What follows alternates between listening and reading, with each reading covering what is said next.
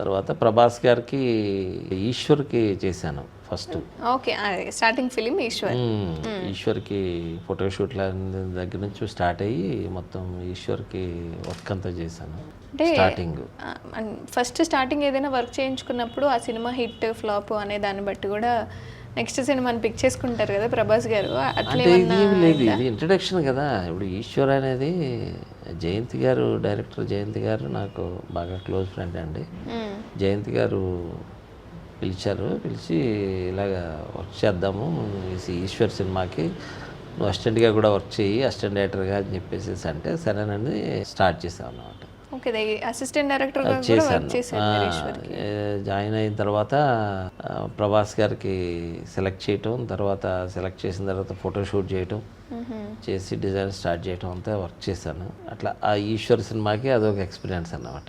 Okay, అంటే ప్రభాస్ గారు అనగానే ముందు గుర్తొచ్చేది ఏదైనా ఉంటే ఒక్క అడుగు అని ఛత్రపతి రాజమౌళి గారిది అండి.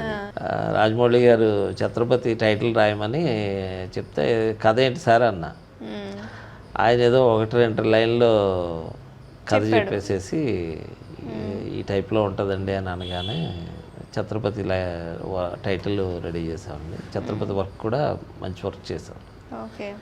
ఈ రాజమౌళి గారు ఏగా ఇవ్వనటువంటి ఆ గ్యాప్ వల్ల ఈ సినిమా చేయాల్సి వచ్చింది.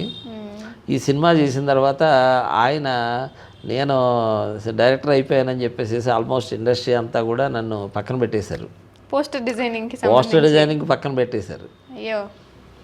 అందరూ కూడా ఏంటంటే సురేష్ బుజ్జి ఏం చేస్తున్నాడంటే డైరెక్టర్ అయిపోయాడు, చేయట్లేదు అన్న ఒక ఇది క్రియేట్ అయ్యి టోటల్గా అందరూ కూడా నన్ను పక్కన పెట్టేశారు.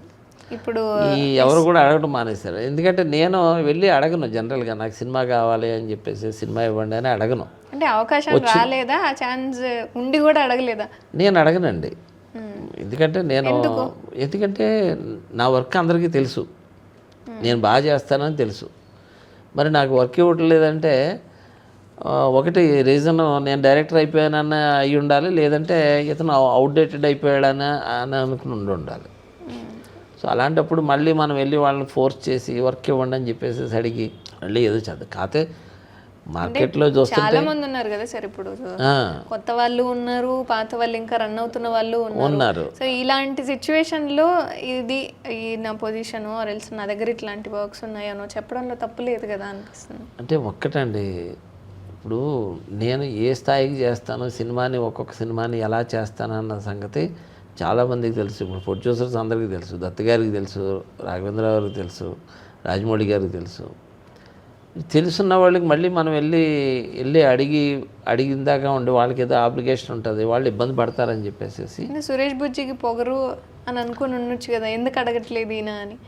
నేను ఫస్ట్ నుంచి అడగలేదు కదండి, వాళ్ళే ఇచ్చారు. నేను ఫ్రమ్ ద బిగినింగ్ నుంచి కూడా నేను వర్క్ ఇవ్వండి సార్ అని చెప్పి నేను అడగలేదు కదా, వాళ్ళే తీసుకొచ్చి ఇచ్చారు, వాళ్ళే చేయించుకున్నారు, చేసి ఇచ్చాం వర్క్స్. కాకపోతే ఏంటంటే నాకు బాధ ఏంటంటే నేను ఇంకా అద్భుతంగా చేయగలను, నన్ను ఎందుకు ఇలా పక్కన పెట్టేశారనే ఒక ఫీలింగ్ ఉంది, ఒక బాధ అయితే ఉంది.